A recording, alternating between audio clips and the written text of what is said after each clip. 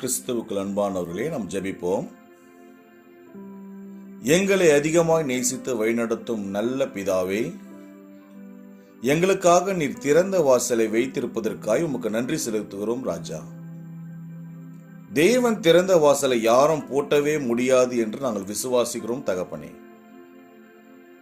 எங்கள் வாழ்க்கையிலும் பூட்டப்பட்டிருக்கிற கதவுகளை நீ திறந்து எங்களை ஆசீர்வாதத்தின் பாதையில் நடத்துவீராக.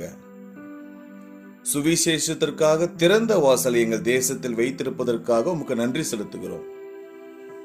அதை நாங்கள் பிரயோஜனப்படுத்திக் கொள்ள கர்த்தர் கிருபை செய்யும். அடைக்கப்பட்டிருக்கிற தேசங்களுக்காக ஜெபிக்கிறோம் ராஜா. நீர் அந்த தேசங்களிலும் திறந்த வாசலை வைத்து சுவிசேஷம் பரவ கர்த்தர் கிருபை செய்யும்.